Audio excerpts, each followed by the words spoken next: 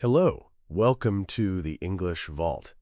Today, we follow Simone Biles, a champion whose power was not only in the air, but in the courage to own her story. She became the gymnast everyone watched, but behind the medals was a harder question. What happens when the strongest person in the room finally says, "I have to protect myself too"? Chapter 1. The Girl with Too Much Energy. Before Simone Biles became a name spoken in arenas around the world, she was a small girl with restless energy and a body that seemed to understand motion before anyone explained it. She could climb, flip, jump, and move with a kind of fearless speed that made adults look twice. Her early childhood was not simple. Stability did not arrive in a straight line. Simone and her siblings faced uncertainty, and eventually her grandparents, Ron and Nellie Biles, became the steady center of her life. Later, they adopted Simone and her sister Adria, giving them a home where routine, care, and expectation could grow. That home mattered. Greatness often looks individual from the outside, but it usually begins with someone creating enough safety for talent to breathe. Simone did not become extraordinary in isolation.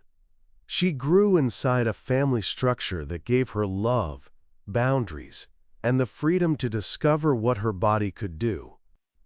In that kind of home, talent is not treated like chaos, it is guided. A child with too much energy is not only corrected, she is also understood. Simone needed discipline, but she also needed adults who could see that her motion was not a problem to erase, it was a gift to shape. The discovery came almost by accident. During a daycare field trip to a gymnastics center, Simone copied older gymnasts. The coaches saw something unusual immediately. She was small, powerful, explosive, and joyful. Her movement had a spark that could not be taught from zero. But talent is only the first invitation. It opens the door, then discipline decides who walks through it.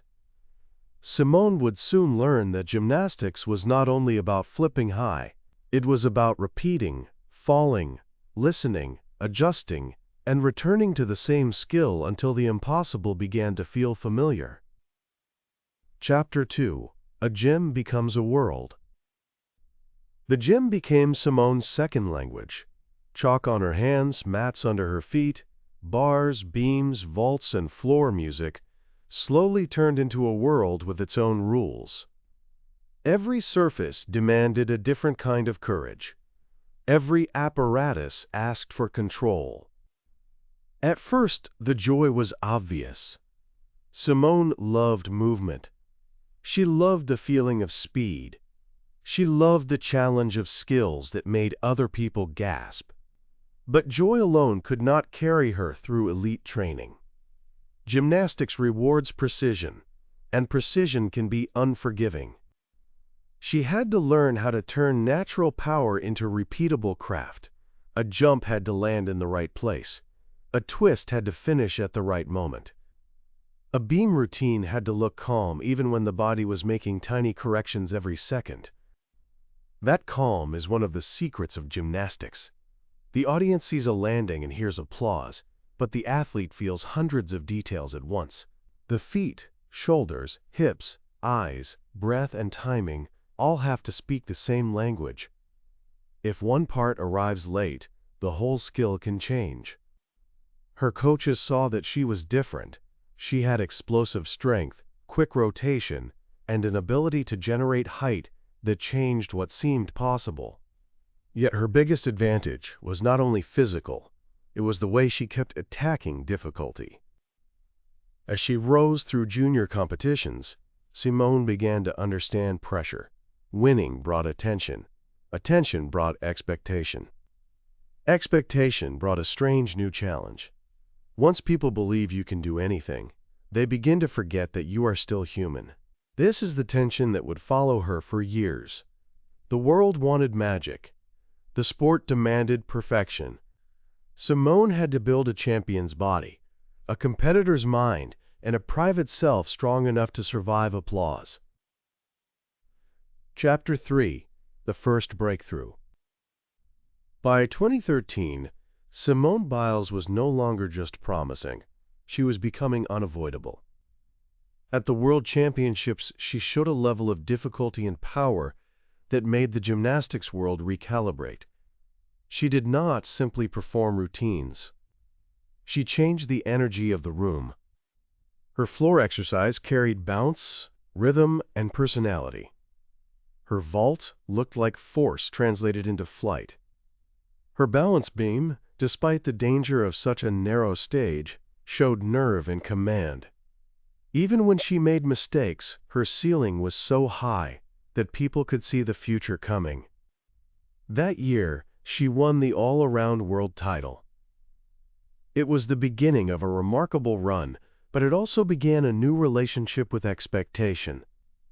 After the first breakthrough, the question changes. It is no longer can she win. It becomes can she keep winning. Keeping success is often harder than reaching it. When you are unknown, you can surprise people. When you are the favorite, every mistake becomes news. Every routine carries the weight of what you have already done. Simone also had to learn how to compete against an invisible opponent, her own standard. When you are far ahead, the question is not only how to beat other people, it is how to keep growing when everyone already expects you to win. That can make victory feel less like freedom and more like responsibility. Simone kept rising. World title followed world title. Her name became attached to skills so difficult that they seemed to belong to a different category of athlete. She was not stretching the edge of the sport. She was moving the edge. Yet behind the bright lights was a simple discipline: practice, correction, recovery, and return. Every gold medal rested on thousands of invisible repetitions. Every historic skill came from ordinary days when nobody outside the gym was cheering. Chapter 4: Rio and the Weight of Gold. The 2016 Olympic Games in Rio turned Simone Biles into a global star. For many viewers, it was the first time they saw her fly across the floor, rise off the vault, and land with the authority of someone who seemed to have rewritten gravity. She won 4 gold medals and 1 bronze. The numbers were extraordinary, but the feeling was even bigger. Simone looked dominant, expressive, and almost impossibly composed. She was powerful without looking heavy. She was precise without losing joy. The world loves Olympic stories because they compress years into minutes.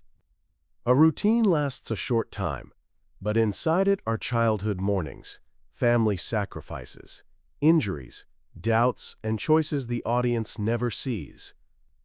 Simone's performances carried all of that hidden work. In Rio, she was celebrated as the face of American gymnastics. Cameras followed her smile. Commentators used words like greatest. Young athletes watched her and saw a new image of what power could look like. She was compact, explosive, black, brilliant, and completely herself. For many children watching, that image mattered. Simone did not fit an old narrow idea of what a gymnast had to be. She brought power, rhythm, confidence, and personality into a sport that often rewarded quiet control. She made excellence look alive. She made it look like it could have a laugh, a dance, and a flash of joy. But Olympic success can become a beautiful cage. Once the world calls you unstoppable, it becomes difficult to admit that you are tired. Once people turn you into a symbol, they may forget that symbols still need rest. For Simone, Rio was not just a triumph. It was a new beginning, because the higher she rose, the louder the expectations became. The medals shone, but the pressure behind them was already growing, waiting for the next chapter. Chapter 5: More than a medal machine. After Rio, Simone could have been treated only as a champion, but her story was becoming more complex. She was not just collecting medals. She was growing up in public, learning who she was beyond the scoreboard, and discovering how heavy fame can feel. In gymnastics, the athlete's body is often discussed as if it belongs to the sport. Height, weight, shape, landings, injuries, and mistakes become public conversation. Simone pushed against that narrow view by showing personality, humor, confidence, and honesty. She also carried the broader weight of a sport facing serious questions about athlete safety and institutional failure. Simone became one of the voices demanding accountability and change. This part of her story is important because courage is not only physical. Sometimes courage is telling the truth when powerful systems would prefer silence. That kind of truth-telling has a cost. It can make people uncomfortable. It can interrupt celebrations. It can force fans to see that medals and harm can exist inside the same institution. Simone's willingness to speak gave her career a wider meaning, because she was not only protecting her own reputation, she was helping protect the next athlete. Her excellence did not protect her from pain. Her medals did not make difficult realities disappear. But she kept showing up with a kind of clarity that made people listen. She understood that being the best did not mean being silent. That truth changed how many people saw her. She was not a medal machine. She was a person with boundaries, memory, joy, anger, care, and agency. The smile was real, but it was not the whole story. This is where the title of her life becomes deeper. The power behind the smile was not only athletic power. It was the power to remain a full human being inside a world that often wanted a perfect performance more than a complete person. Chapter 6: Tokyo and the Hardest Choice. At the Tokyo Olympics in 2021, the world expected Simone Biles to dominate again. The story seemed ready before it began. The greatest gymnast returns, wins more medals, and confirms what everyone already believes. But real life rarely follows the script written by spectators. During competition, Simone experienced a dangerous loss of air awareness, known in gymnastics as the twisties. For a gymnast performing extremely difficult skills, losing that sense of where the body is in space can be terrifying and unsafe. This was not a small mistake. It was a serious risk.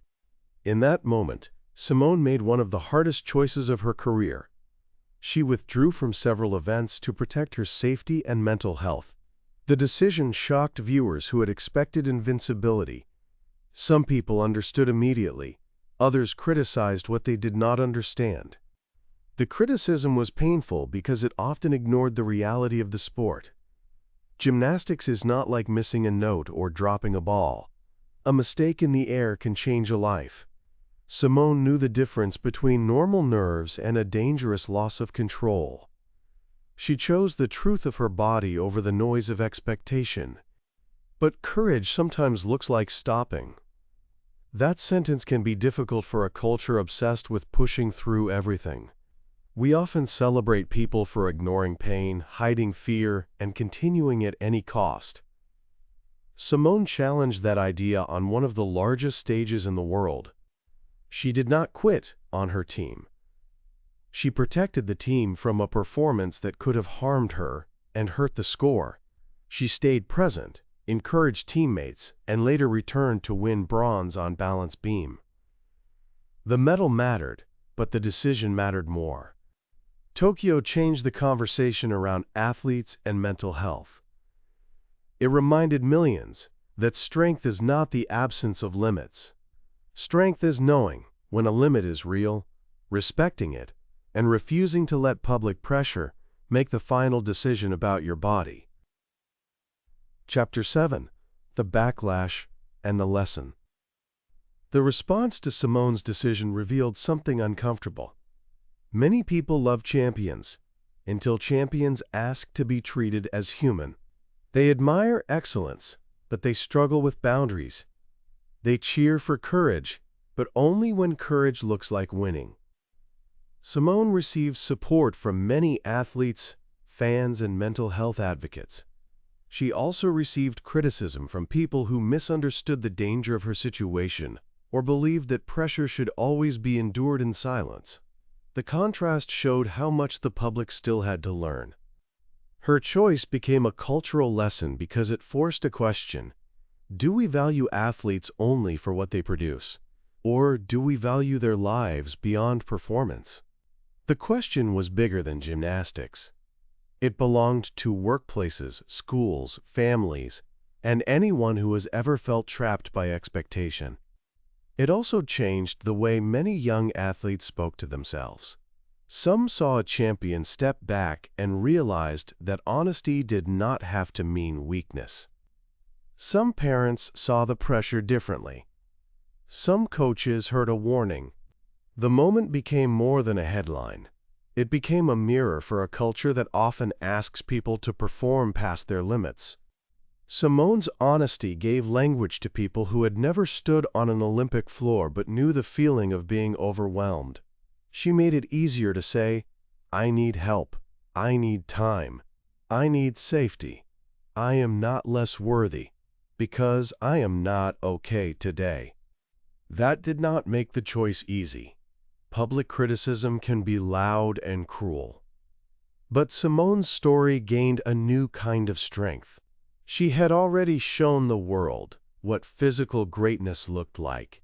Now she was showing what self-respect looked like under pressure. The lesson was not that pressure is bad. Pressure is part of meaningful work. The lesson was that pressure cannot be allowed to erase the person carrying it. A medal can be historic, but a life is still more important. Chapter 8: The Return. After Tokyo, Simone did not rush back to satisfy the world. She stepped away, healed, lived, and allowed her identity to expand beyond competition. That pause was part of the story. Sometimes the strongest comeback begins with refusing to hurry. When she returned to competition, the question was not only whether she could still win. The deeper question was whether she could return with joy, safety, and ownership. Could she compete because she chose it, not because the world demanded it? Her comeback showed a different kind of greatness. She was still powerful. She was still technically brilliant. But now the meaning had changed. Every routine carried not only difficulty, but also evidence of healing. Every landing said, "I came back on my own terms." There is a special beauty in a return that is not desperate. Simone did not return to prove every critic wrong, though many critics were wrong. She returned because the sport still belonged to her in some deep way. She returned because joy had not completely left the floor. She returned because healing can make room for desire again. That is a different kind of victory from the one written on a scoreboard. It is quieter, but it is not smaller. It says that a person can leave the stage, breathe, rebuild trust, and still come back with fire. It says that time away does not have to be an ending. Sometimes it is the space where a stronger version of the story learns how to stand. For fans, the return was emotional because it was not a simple comeback story. It was not just a champion regaining form. It was a person reclaiming the right to define success. The applause felt different because the audience knew what had been risked. Simone's later performances reminded the sport that excellence and well-being do not have to be enemies. A healthy athlete can still be ambitious. A joyful athlete can still be fierce. A person with boundaries can still change history. This return gave the earlier chapters a new shape. Rio showed the world her dominance. Tokyo showed her humanity. The comeback showed that humanity did not weaken her greatness. It made the greatness fuller, deeper, and more honest. Chapter 9: What She Changed. Simone Biles changed gymnastics with skills, medals, and difficulty that stretched the sport's imagination. Some moves became associated with her name because few athletes could even attempt them. She raised the ceiling of what the human body could do in competition. But she also changed the language around greatness. Before Simone, many people spoke about champions as if they should be machines. After Simone, more people understood that the strongest athletes still need care, rest, and safety. She helped younger gymnasts see that power can have personality. It can laugh, it can dance, it can be compact, explosive, expressive, and proud. She expanded the image of a gymnast and gave many children a new way to imagine themselves in the sport. She also helped audiences understand the hidden labor inside brilliance. A routine may last less than 2 minutes, but the athlete carries years into those seconds. The body remembers corrections, fear, confidence, injury, rhythm, and trust. Simone's gift was making those seconds look impossible and natural at the same time. Her influence also reached beyond gymnastics. In any field, people face pressure to perform while hiding their pain. Simone's story gives a different model. It says excellence is not proven by self-erasure. It is proven by skill, discipline, courage, and the wisdom to protect the person behind the performance. That is why her legacy is not only a list of medals. A medal can show what happened on a day. A legacy shows what changed because someone lived, chose, spoke, and kept growing. Simone changed the sport by flying higher than almost anyone. Then she changed the conversation by stepping back when flying became unsafe. Both acts required courage. Both belong to the same story. Chapter 10. The Power Behind the Smile. When people look at Simone Biles, they often see the smile first. It is bright, quick, and familiar. But behind that smile is a life of discipline, family, pressure, survival, truth, and return. Her story asks us to rethink strength. Strength is not pretending nothing hurts. It is not winning every day. It is not making yourself available to every expectation. Strength can be choosing the hard practice, and it can also be choosing the honest pause. Simone's journey began with a child full of energy and a family that gave her roots. It moved through gyms, world titles, Olympic glory, public pressure, criticism, healing, and comeback. At every stage, the lesson became clearer. Greatness without humanity is too small a dream. That is why her story stays with people who may never try a flip, never stand on a beam, and never hear an Olympic crowd. They still understand the pressure to be useful, impressive, strong, and available. They understand the fear of disappointing others. Simone's life gives them a new sentence to carry. I can be committed without abandoning myself. The champion who changed to gymnastics also changed what many people believe a champion is allowed to say. She proved that a person can be extraordinary and still need protection. She proved that joy and boundaries can live beside ambition. For anyone listening, the message is simple and difficult. Do not reduce yourself to what you can produce. Your gifts matter, but so does the person carrying them. Build your strength, but keep your humanity close. That message can fit inside many lives. It can belong to a student, a parent, an artist, a worker, or an athlete nobody has heard of yet. The point is not to avoid ambition. The point is to build an ambition that does not destroy the person it is supposed to lift. If Simone Biles teaches us anything, it is that real power is not only the ability to rise. It is the courage to know when to pause, the patience to heal, and the freedom to return as yourself. Come back to the English Vault for another story where courage, language, and human possibility meet.